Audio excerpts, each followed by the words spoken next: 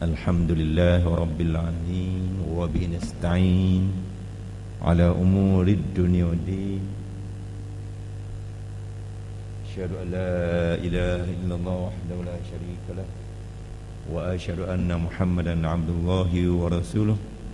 Allahumma salli ala Sayyidina Muhammad wa ala ali Sayyidina Muhammad. Alhamdulillah, kita dah masuk hari 20. Malam ni 1 likur lah. Kalau sebut oleh tu Qadar tu, inilah 10 akhir Ramadan. Tapi tak tahu malam yang tepat. Yang sahihnya salah satu daripada malam bulan Ramadan. Jadi kita sangatlah berharap supaya amalan kita itu sama dengan Lailatul Qadar di waktu malam. Jadi harapan itu maknanya positif lah, ataupun optimis, harapan tinggi. Dahlah dapat malam tu pula, kita mengharap juga pula Tuhan menerimanya. Kerana takut pula kita dah ada bulan Ramadan, kita ada malam Lailatul Qadar, betul lah malam ni katakan, tapi malamnya kita beramal tidak ikhlas katakan, kita buat tu kerana nak tunjuk orang, kerana kita berasa kita berasa kita ni istimewa, sehingga kita berasa ujub, berasa Tuhan takkan tak terima aku ni. Jadi siapa tak berdoa ni surah Tuhan ni. Jadi ini takut, benda ni kita takut berlaku dalam diri kita. Takut, harapan tu molek dah. Kita tidak lepas gitu saja, tapi mengharap, minta dengan usaha dan minta, dengan usaha dan minta. Tapi satu lagi aspek ialah kita takut dalam kita beramal pada malam Lailatul Qadar itu ada unsur-unsur yang boleh merosakkan. Kalau tanaman tu makhluk rosak, makhluk rosak. Subuh molek sangat, macam nangka bulat molek, buka-buka tengok bulat dalam. Sembahyangnya molek. Malam ni nak buat 20, ada buat 8. Masjid ni 20, ada kat saya tu 8, ada buat 20. Buat 20 benyok sikit. Dia balik awal, tak apa lah. Orang buat 20 takut jadi buat 20, lepas tu duduk kata pula orang 8. Duduk berasa dia pula lebih. Awak 8 tu tak jadi. Jadi perasaan yang macam tu jadi macam takabur pula. Jadi macam nyombong pula, maka habis. Itu dia yang saya maksudkan dengan fokus saya dalam Qiyam Zuhur ni ialah di antara harapan dengan kebimbangan. Bainar raja wal khauf. Ar-raja maknanya harap dapat Lailatul Qadar, harap Tuhan terima. Takut pula, takut tak dapat, mesti dapat kalau tiap-tiap malam kita buat, tapi takut Tuhan tak terima. Takut apa yang kita buat tu merupakan maksiat pula. Ada juga orang semayang jadi maksiat. Dia semayang tapi jadi maksiat. Ayat Quran jelas kata, wailul lil musallin allazina hum an salatihim sahun. Celakalah orang yang semayang. Celaka maknanya masuk neraka tapi semayang. Maknanya dia semayang tapi buat salah. Bukan semayang tu salah, mungkin nawaitu dia ataupun apa-apalah. Yang jelas itu an salatihim sahun. Dia semayang tapi tak ambil berat. Masuk waktu buat doa lagi, sampai hujung-hujung baru gaduh-gaduh nak semayang. Kadang-kadang tinggal retek, tinggal sengaja, tak apalah. Dah balik kerja ni ngati esok-esok pula, ataupun musim orang tarawih ni kita qada dia kata dia. Itu orang panggil sahung lah tu. Lepas tu riak pula, wallazina hum yura'un, riak. Itu jadi rosak. Itu dia panggil buat taat macam naka tadi, baluk molek, mencing molek, betul-betul sehat nampak pada luar, tapi bila buka ulat saja. buruk. Pasal tadi amalan kita tidak diterima Allah Ta'ala. Jadi kita kena pastilah, saya cuba dalam masa singkat nak beri hint, beri panduan, nak kena pasti apakah kita panggil sikap kita, sikap kita yang boleh menyuburkan ibadat dan boleh merosakkan ibadat. Dua dia panggil dalam istilah dia, yang menyubur tu al-munjiat ataupun al-munajjiat kotlah, iaitu yang menyelamatkan amalan kita. Selamat molek. Kalau naka tadi molek di luar, buka pun molek juga, tak ada ulat sikit. Jerami pun tak banyak. Ada orang naka jerami tak banyak. Dah lah manis lagi, nak cari jerami 2-3 orang payah. Boleh makan dari jerami pula. Allah. Itulah. Kerana apa tu? Mungkin ada usaha-usaha yang dibuat semasa buah tu, jaga betul-betul, ubuh bahan-bahan yang boleh menyuburkan dia dan boleh menghindarkan dia daripada lalat buah dan sebagainya. Dipanggil dalam amalan ibadat dipanggil al-munajjiat. Satu lagi al-muhlika, sikap ataupun pendirian kita ataupun nawaitu kita yang boleh merosakkan. Saya bilang dulu, benda yang boleh merosakkan amalan. Satunya dia kata asyakku fiddin, ragu, ragu pada agama. Ragu, ya ke tak? Ya ke ni ada soal jawab dalam kubur ni? Ya ke hari kiamat ni? Sebab saya tahu, saya percaya, saya diri pun rasa gitu kok. Banyak orang tak percaya hari akhirat. Percayaan dia tu tak 100%. Iman dia kepada akhirat tu tidak 100%. Buktinya banyak. Dia buat apa-apa untuk dapat habuan dunia saja. Dia tak fikir ke akhirat. Sedangkan mengikut kaedah dia, setiap amalan kita ni, sama ada semayang ke, amal soleh ke, cari rezeki yang halal ke, itu amal soleh juga. Kita bergaul dengan isteri kita mengikut syarak pun, itu amal soleh juga.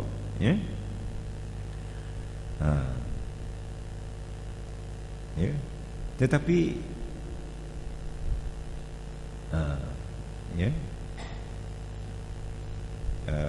apa nama ni, kita ragu.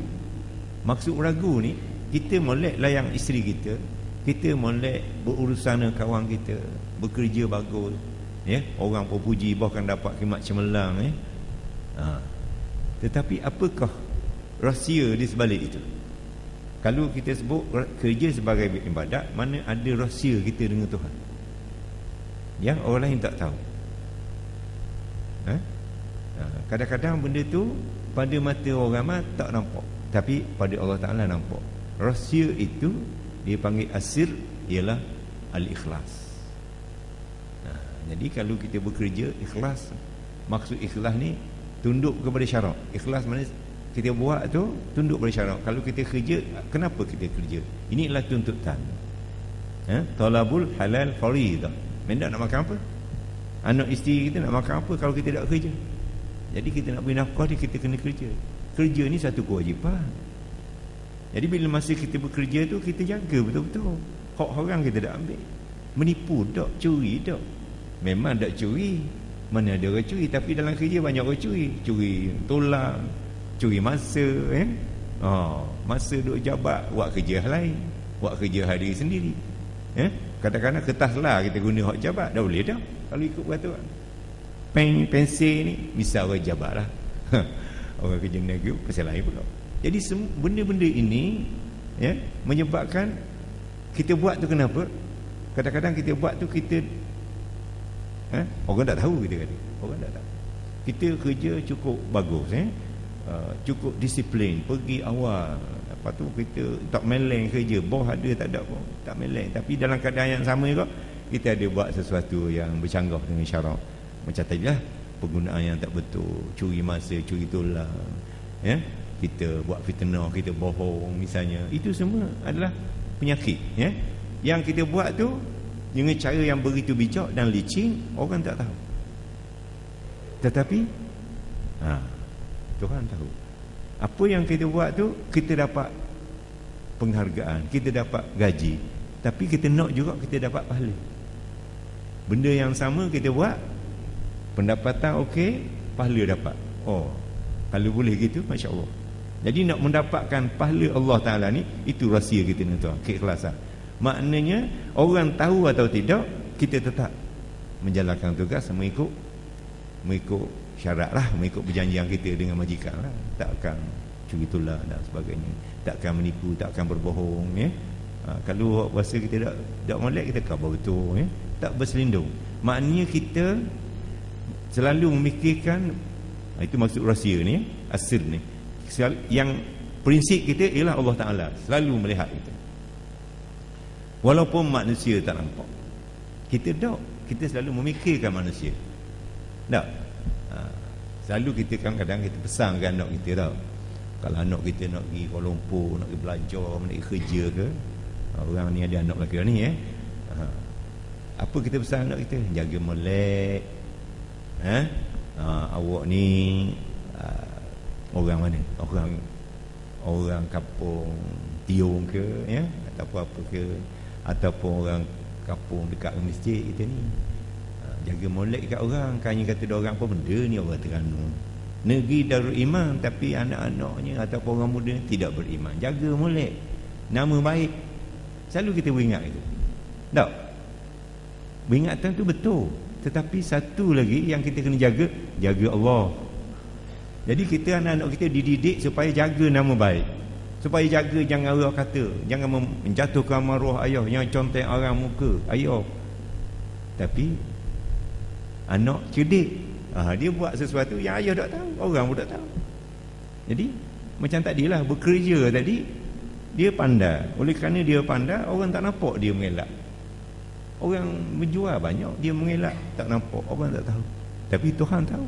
Jadi ini satu dasar, satu petua yang saya nak beri. Macam mana? Kerana pertama ialah kerana apa jadi gitu? Kerana dia kurang yakin pada akhirat. Dia ada keraguan. Dia tak nampak. Di akhirat esok tu dia akan dipanggil oleh Tuhan, akan dibentang segala amalan dia, nampak macam buah naka tadi, molek tadi, tapi sebenarnya penuh dengan penyakit. Amalan kita nampak molek, sembahyang tak tinggal, tapi macam-macam ada masalah di dalam tu yang boleh merosakkan, ya. Jadi kalau kita percaya tentang akhirat dengan sepenuh-penuhnya, barulah itulah barulah, ya, Tuhan terima. Jadi itu yang kita takut. Kita takut kita tidak mempunyai tahap itu, tahap kepercayaan, ya, tahap kepercayaan kepada akhirat. Sebab tu Nabi kata, la yasriqus sariqu wa huwa mu'min. Orang mencuri tak mencuri kalau dia beriman. Maknanya kalau kerja di pejabat, kerja swasta pun, kita tidak akan mengelak kalau kita beriman. Bukan kita tidak mengelak kalau bos ada. Kalau bos ada tak mengelak. Kalau orang tengok tak mengelak. Tapi kalau tak ada orang, tak ada bos, kita pun mengelak. Yang kita nak tak kira manusia. Yang kita nak Allah Ta'ala yang nampak kita. Sebab tu saya pinjam kata-kata seorang tokoh tasawuf, iaitu Ibnu Athaillah As-Sakandari. Dia kata, ghayyib nazral khalq binazrillahi ilaika. Ghayyib nazral khalq ilaika binazrillahi ilaika. Maknanya kita pedulikan, tak usah herau apa orang kata, ya, kerana kita tumpu apa Allah kata. InsyaAllah kalau kata Allah Ta'ala kata bagus awak, manusia kata bagus, tidak sebalik. Jadi kita jaga, atau kita panggil muraqabah, kita jaga apa yang aku buat ni okey tidak dengan Allah Ta'ala. Apa yang aku buat ni akan timbul masalah tak di alam barzah atau alam akhirat, ya, kita pedulikan. Ghaib mana raihkan, tak nampak, pandangan manusia tak nampak. Orang kata aku gajah rimau, aku tak peduli, asalkan Allah kata aku soleh, aku bagus. Tapi ya, automatik kalau saya kata, kalau Allah Ta'ala kata bagus, mesti manusia kata bagus. Kalau kata tak bagus tu manusia tak betul. Tapi banyak kita manusia kata bagus, Tuhan kata tak bagus. Banyak gitu. Pasal kita pandai bermuka-muka, pandai melindungi kelicikan kita. Itu banyak lah ni, ya. Itu dia panggil kurang yakin, ya. asyakku fiddin.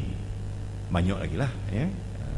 Misalnya kita tidak ragu kepada kelebihan sembahyang awal, walaupun kita tak ada masalah, kita tak bagi sembahyang awal. Kita ragu tentang sah pertama contohnya, itu pun satu daripada mungkin tanda kita tak berapa yakin. Sedangkan Nabi kata sah yang paling afdal kali sah pertama dalam sembahyang, ya. Kalau orang tu dia tak boleh masuk sah pertama melainkan gomo, dia berasuk gomo, dia sanggup bergomo. Ada satu hadis dia kata dia sanggup cabut undi. Dia kata kalau nak masuk sah pertama ni, kita dah ramai pemenang ni, kita kena cabut undi. Saya nak cabut undi. Ada orang kata okey saya malah saya cabut undi. Maknanya dia sudah dia ada keraguan. Ya, kita tak sedar, tapi itu menunjukkan satu kan kita tidak berlomba-lomba, tidak bersegera melakukan amal soleh ataupun benda yang disebut sebagai al-khairat dan sebagainya. Jadi yang pertama, ini boleh merosakkan. Asyakku fiddin ini boleh merosakkan amalan kita, macam saya kata tu, ya. Yang kedua contohnya al-kibr wal khailat, ya. Takabur, sombong. Dapat dah malam Lailatul Qadar tapi duk kata orang pula, ya. Duk jeling orang, duk mengumpat orang pula. Konon dia sembahyang 20, orang lain sembahyang 8 apa lah. Duk camik orang. Kita patut betul hati kita, betul niat kita dengan Allah Taala. Hak dia tu tolong doa lah, supaya dia diterima Allah Ta'ala, supaya dia satu masa lebih hebat daripada kita ataupun sama dengan kita, ya. Tapi kalau ada sikit kibriya, ini yang kita takut, ya. Tajuk yang diberi pada saya itulah harapan kepada Lailatul Qadar, ya. Ini termasuk dalam bab ar-raja, ya. Kita mengharapkan keridaan Allah Ta'ala. Kita tak boleh kita panggil confident. Dalam bab agama tak boleh confident. Kalau confident jadi ujub, ya. Kita mesti Tuhan terima punya ni, kita kata, ya. Tuhan penyayang, Tuhan pengasih, misalnya ni mesti terima. Kita pun buat lebih kurang, ya. Jadi dapat Lailatul Qadar, insya-Allah kita harap Tuhan terima. Di samping kita bimbang, takut Tuhan tolak. Dapat semayang buat, qiyamul lail pun buat, baca Quran lagi, buat belaka yang patut-patut buat. Ustaz kata apa yang kita kena buat kalau takdir kita berada malam Lailatul Qadar, kita buat belaka. Tapi duk bimbang, ya. Takut apa yang kita buat tu akhirnya ditendang, ya. Malaikat tak boleh naik ke atas. Yang kedua, yang ketiga, ini juga dipanggil sebagai penyakit dalaman ataupun dipanggil makhluk perosak dalam amal ibadat kita, iaitu riak, ya. Kita buat tu kerana orang, bukan kerana Allah Ta'ala. Orang ada banyak sikit, ya. Kerana ada tok tua, ya, ataupun menantu kita faham, orang faham agama, ya. Ada menantu kita banyak sikit, kita pun banyak, tarawih kita pun, ya, macam orang lain lah. Kalau dok kita buat malah. Jadi itu adalah tujuannya nak menunjuk kepada orang lain, tidak kerana Allah. Riak tu tidak kerana Allah. Riak lawan ikhlas. Macam saya kata tadi, ya, ada orang bekerja riak, tujuannya untuk mendapat perhatian manusia, itu riak namanya. Untuk perhatian bos, untuk dapat macam mana, untuk naik grade, ya, maka dia tak peduli cara, ya. Kalau dia buat itu untuk mendapat keridaan Allah Ta'ala, ya, maka dia akan dapat dua-dua sekali, insya-Allah. Yang keempat ialah dengki, ya. Hasad, dengki juga boleh merosakkan amalan kita, ya. Begitu juga dengan penipuan, al-ghish, ya, dan juga dengan sangka buruk kepada seseorang, prasangka kepada Allah pun kita prasangka, pada manusia pun kita prasangka, ya. Kita mudah menuduh orang, ya. Tengok orang duduk kedai pajak, kita kata dia pergi bergadai di kedai pajak Cina dah, betul lah ustaz lah tu. Ustaz duduk depan kedai pajak, ada kertas tangan dia, ada jumpa kawan dia, ya. Kita tahu, tengok, balik cerita kapur ustaz apa tu, masjid jadi terimam, ya. Balik kapung warak sangat, tapi duduk main kedai pajak. Kedai Rohan tak masuk, ya. Kedai Islam tak masuk, duduk kedai pajak. Sedangkan dia jumpa kawan, betul lah, tengok surat, bukan surat pajak, ya. Tapi kita su'zon, kita sangka buruk pada dia. Ini menyebabkan berlakunya pertelingkahan dalam masyarakat kerana adanya sifat su'zon, hubbud dunia, gila dunia. Apa maksud hubbun dunia? Boleh ke, tak boleh ke kita sayang ke dunia? Boleh, ya. Kita sayang harta kita boleh, sayang ke kereta kita boleh, sayang diri kita pun dunia juga, boleh. Tapi jangan gila. Maknanya kita sayang kepada harta kita, kita sayang kekayaan kita, kita gila cinta kepada kekayaan sehingga tidak keluar zakat, contoh. Takut luar, ataupun cara kita nak mencapai kekayaan itu, cara kita nak meraih kedudukan, maka kita tak peduli cara, sama ada dilarang, sama ada benda itu ditegur oleh syarak atau tidak, kita matlamat kita nak benda itu. Jadi ini dia panggil orang gila dunia, orang gila kepada dunia. Tapi dalam Islam tak salah. Kita nak menguasai dunia tak salah, kita nak menguasai kekayaan berapa bilion pun tak salah. Bukan ada orang Islam, macam orang Arab sendiri pun terkenal sebagai orang kaya di dunia, termasuk dalam Forbes, dalam majalah, orang kaya, termasuk, tak salah. Dan kekayaan tu ataupun kekuatan ekonomi merupakan satu kekuatan yang boleh menguatkan kedudukan Islam, seperti juga dengan kekuatan tentera dan sebagainya. Tapi tak salah, tapi caranya, caranya, cara kita mencapainya mestilah mengikut syarak. Tadilah saya kata, cara ikut syarak, jangan ada di dalam proses untuk mendapat kekayaan itu sesuatu yang boleh merosakkan. Yang keseterusnya ialah gila pangkat, gila harta, bakhil. Yang kita nak sentuh di sini ialah yang boleh dianggap sebagai merosakkan, ialah kita panggil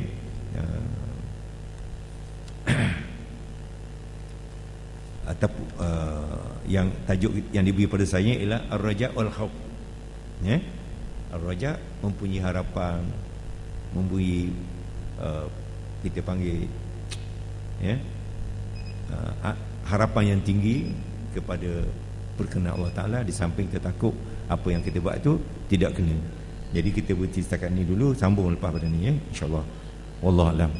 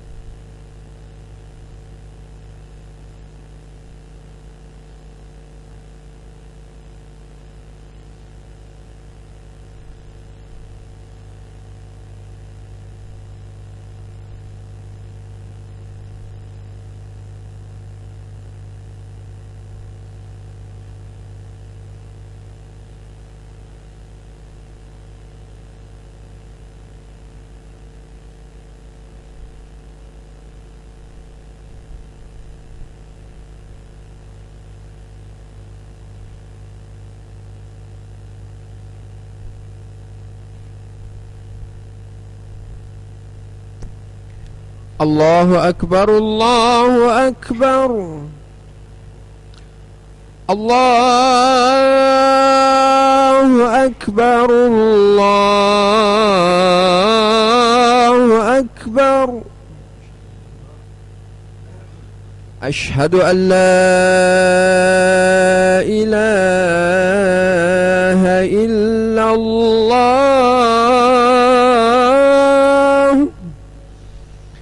أشهد أن لا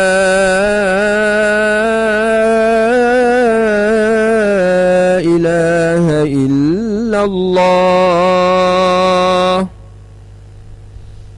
أشهد أن محمدا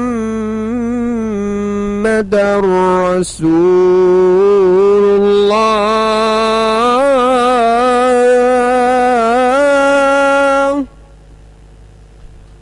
أشهد أن محمدا رسول الله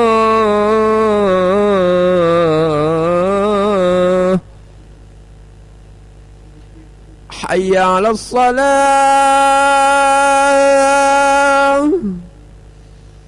حي على الصلاة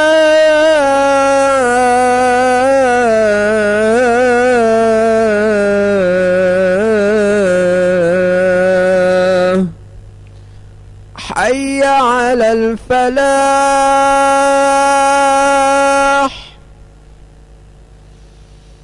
حي على الفلاح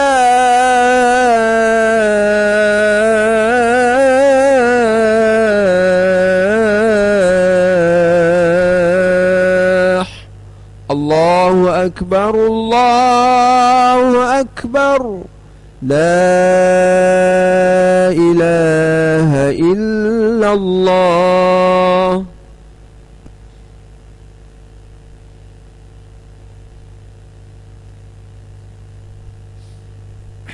Bila kita sambung balik, tadi saya dah terang tentang makhluk-makhluk perosak kepada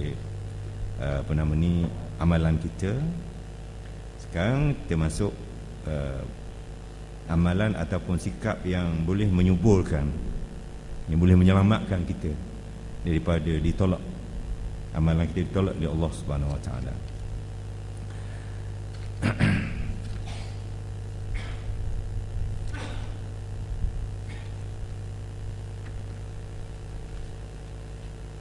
Antaranya ialah tajuk kita pada tengah hari ini, iaitu Ar-Raja wal Khauf, iaitu penuh harapan.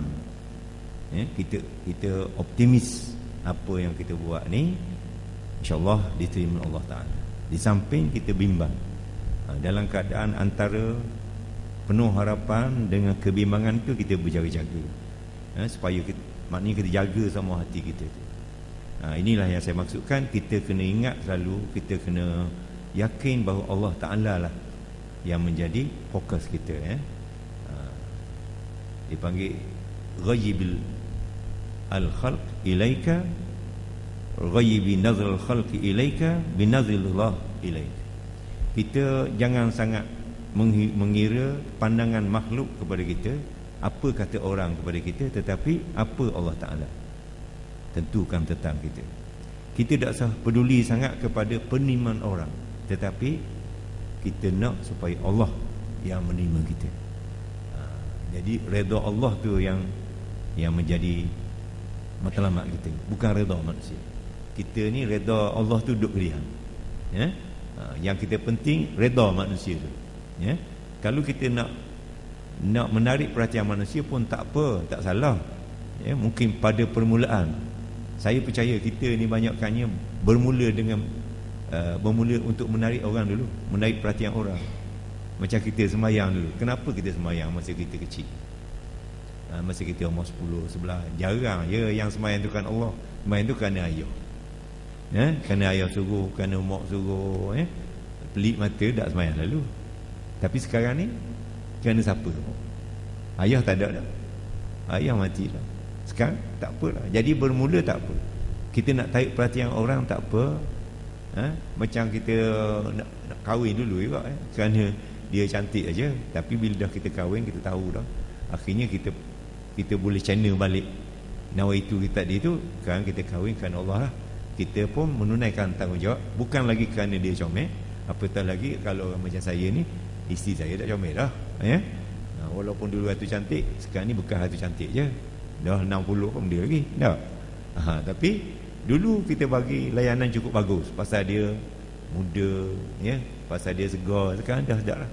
Tapi kalau kita kahwin dia tu, kita jadikan dia tu pasangan hidup kita kerana Allah, ini adalah suatu kewajipan kita, melayani dengan baik. Maka tidak kisah walaupun dia sudah lanjut usia, kita pun lanjut juga, super dia, tapi tak sedar lah kadang.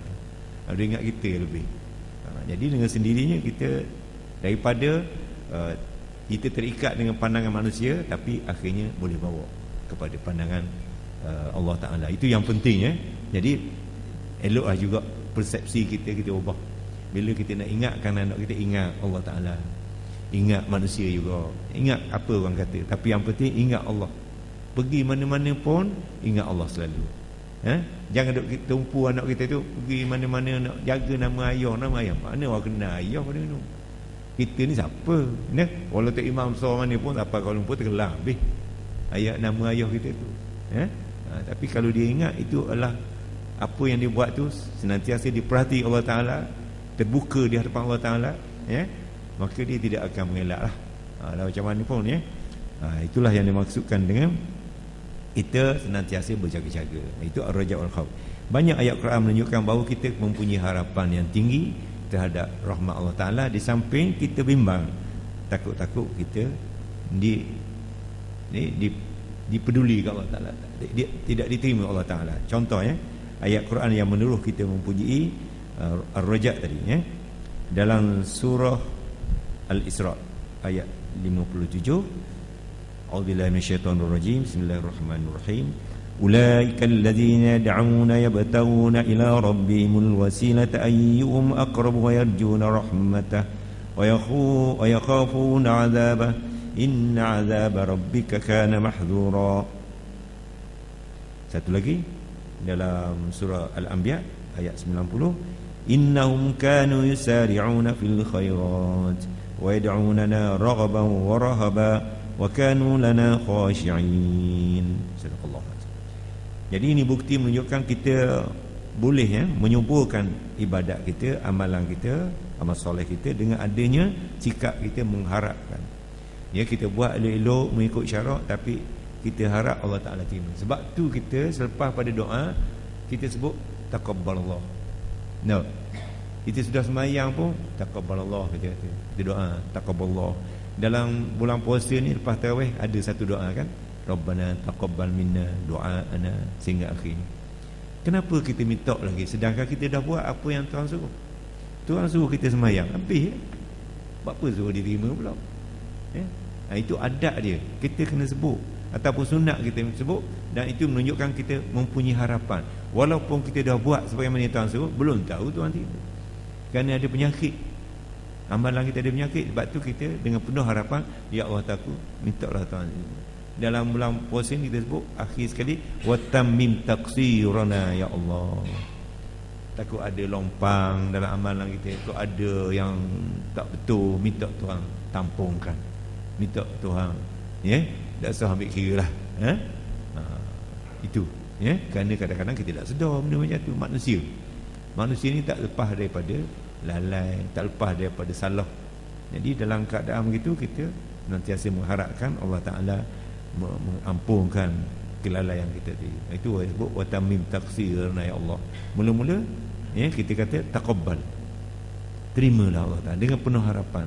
Puasa kita yang laku siang hari tu, malam tu kita benar terimakanlah puasa kita, semayang kita, dan kita minta Tuhan sempurnakan mana yang kurang. Itu takut. Di situ maknanya ada rasa takut Tuhan tak terima. Jadi ayat ini menunjukkan mereka itu mana orang beriman, berdoa kepada Allah dan mengharapkan kepada Allah, maknanya menerima amalannya, dan mereka mengharapkan rahmat Allah. Mereka mengharapkan kasih sayang Allah SWT. Kerana Tuhan tak akan masuk syurga, tak akan masuk kita dalam syurga ni dengan pahala, tapi masuk dengan kasih sayang dia. Bukan dengan pahala. Pahala bukan tiket, tapi pahala boleh tukar, boleh jadikan rahmat. Allah Ta'ala boleh tukar jadi rahmat. Samping dia mengharapkan rahmat Allah Ta'ala, dia takut azab, dia takut kemurkaan Allah Ta'ala. Ini yang dimaksudkan dengan ketakwaan. Kemudian ayat yang satu lagi, mereka ini orang beriman, mereka itu berlomba-lomba atau bersegera membuat khairat, membuat kebajikan, membuat amal soleh, dan mereka berdoa kepada kami, mana Allah Ta'ala, dengan keadaan raghaban wa rahaban. Raghaban tu merajaan, rahaban tu khaufan. Mana dia berdoa kepada Allah, Tuhan kata, dengan penuh harapan dan dengan penuh kebimbangan, takut-takut Tuhan tak terima. Jadi itulah adab orang beramal, dari segi kehalusannya ialah senantiasa mengharapkan Allah Ta'ala terima, walaupun kita dah perfect, kita rasa kita seorang haji, kita seorang lulusan agama yang tinggi, kita orang baik, tak pernah hutang orang tak bayar, buat sakit hati orang tidak, tak mestinya kita yakin Allah Ta'ala terima. Kita juga penuh harapan. Nabi sendiri pun tetap mengharap Allah Ta'ala terima. Ada seorang tu yang disebut dalam kitab sebagai ahli tasawuf yang tinggi, dia punya darjat. Apabila disebut dalam satu hadis menunjukkan bahawa ada seorang manusia Islam yang terakhir dikeluar daripada neraka. Orang Islam akhirnya keluar daripada neraka semua. Walaupun dia tak pernah sembahyang pun. Ini berita baik tapi janganlah sampai kita jadi orang macam ni. Asalkan dia ada iman walaupun secubi, tetapi akhirnya neraka itu akan kosong daripada orang beriman. Yang tinggalnya orang kafir, orang munafik saja. Orang Islam akan keluar semua sekali. Tapi ada seorang ulama yang tinggi, dia punya martabat tu pada pandangan orang dia menangis bila dia baca tentang hadis tu. Dia menangis. Dia kata apa? Orang tanya, pasal apa awak menangis? Awak takkan dapat syurga. Orang yang perfect dari segi iman, amalannya bagus. Orang tak peduli ke orang, maksud tak peduli tak cara orang. Yang ada daripada dia tu ialah baik selalu, murah hati. Kenapa sahabat menangis? Dia kata, aku harap akulah orang yang terakhir keluar dari neraka. Tak embuhnya kekal.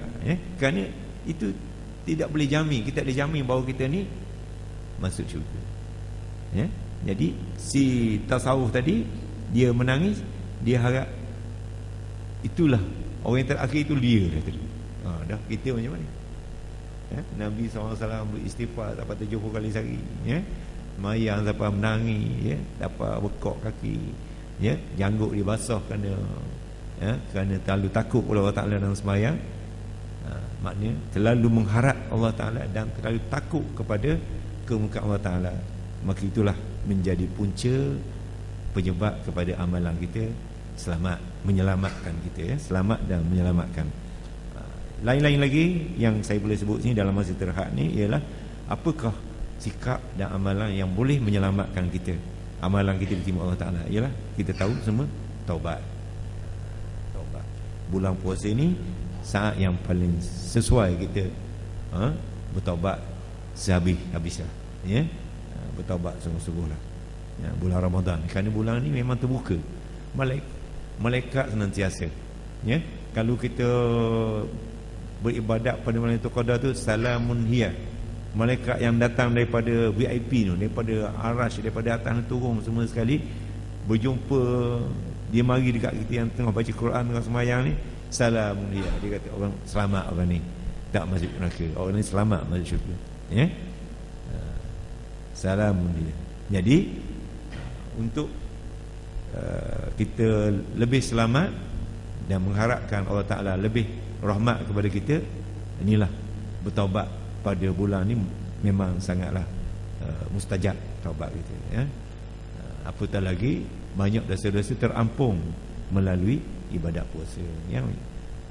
Satu hadis yang masyhur, man shoma Ramadan imanan wa ihtisaban ghufira lahu ma taqaddama min dhanbi. Siapa yang berpuasa imanan, penuh percaya kepada Allah SWT, bukan ikut-ikutan lagi lah, wahtisaban, nampak hari akhirat esok, ihtisaban tu, sebagai katalah dua, yang di antara iman yang paling penting ni, dan sepatutnya kita kena ingat selalu dua ni. Kalau lain kena ingat juga, oleh ada juga, tapi yang menunjuk dua. Satu Allah, bila Allah masuk Rasulullah. Yang kedua hari akhirat. Banyak hadis menyebut imanan wahtisaban. Dalam Quran pun sebut tentang iman Allah Ta'ala, sebut kiamat, selalu dirangkaikan, tidak tinggal dua. Dalam Fatihah pun alhamdulillahirabbil alamin, lepas tu maliki yaumiddin. Tidak sebut benda-benda lain, dia sebut tentang Rasul, tak sebut dalam surah Fatihah. Menunjukkan bahawa tumpuan kita ataupun kita panggil gambaran kita tentang keadaan akhirat itu boleh menjadikan kita lebih betul dalam hidup, boleh menjadi membetulkan hidup kita.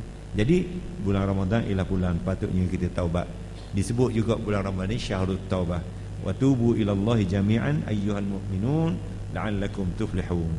Yang kedua, yang ketiga lah, banyakkan minta ampun. Taubat minta ampun mana? Taubat ni akak-akak juga yang adik-beradik di belakang. Taubat ni maknanya kita berhenti daripada buat dosa. Kerana setiap dosa yang kita lakukan, artinya kita menjarakkan diri kita dengan Tuhan. Setiap dosa yang kita lakukan, walaupun kecil walaupun besar, artinya kita seolah beralih daripada duduk dekat Allah Ta'ala. Kita mengesok. Besar lagi, jauh kita lagi. Jadi macam mana? Kita kena kembali kepada Allah Ta'ala. Kembali. Taubat tu kembali. Tinggalkan maksiat tadi, tinggalkan dosa tadi, kemudian diikuti dengan astagfirullahaladzim. Jadi bermula dengan taubat. Lepas tu istighfar. Jadi istighfar tu kadang-kadang kita sebut walaupun kita tak berdosa, kita kata. Yang sebenarnya dosa ada, kita tak sedar. Sebab tu dalam tahiyat akhir tu ada orang baca doa kan, selepas pada selawat Ibrahimiyah tu ada doa, Allahumma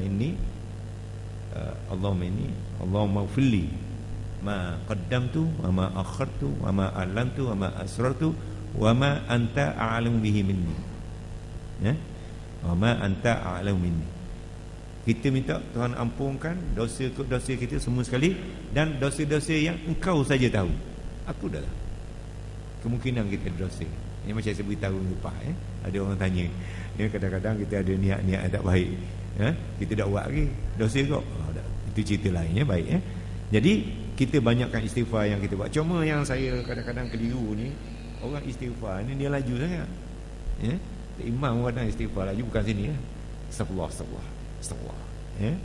Tak putih, biar dah putih molek, sebab kita minta dengan Tuhan ni.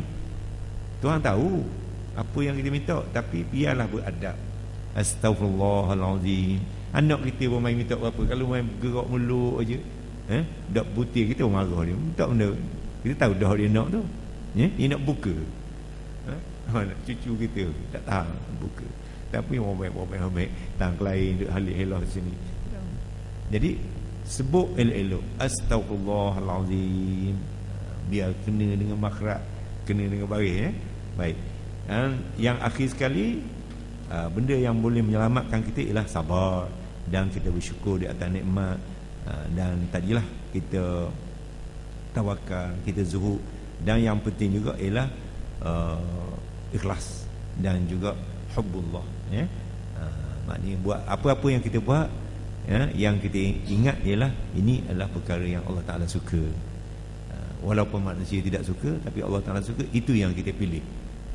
Itulah saja setakat ni yang saya maksudkan sebagai kita mesti mempunyai satu sikap, iaitu mengharapkan apa yang kita buat ni, kita minta Allah Ta'ala terima seelok-eloknya, dan di sana itu kita berusaha supaya tidak membuat sesuatu yang boleh merosakkan amalan. Yang merosakkan itu ialah biasanya mari dari dalam, daripada sikap dan pendirian kita. Hak luar mungkin molek, sembahyang cukup molek, duduk molek, dari segi hukum fiqh nombor 1, akak tangan sempurna, tapi hak dalam tak tahulah, kita yang tahu. Jadi hak dalam kita dengan Tuhan saja yang tahu, orang tak tahu. Wallahu a'lam. A'udzubillahi minasyaitonir rajim. Bismillahirrahmanirrahim. Alhamdulillahirabbil alamin. Wassalatu wassalamu Allahumma ja'alna min allazina yastami'una al-qawla fattabi'una ahsana ulaika allazina hadallahu wa ulaika humul albab. Allahumma anfa'na bima 'allamtana wa 'allimna ma yanfa'una warzuqna ilman hamla 'ala kulli hal wa na'udzubika min hali al-nar.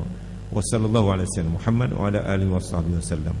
Walhamdulillahirabbil alamin. Taqabbal minkum. Assalamualaikum warahmatullahi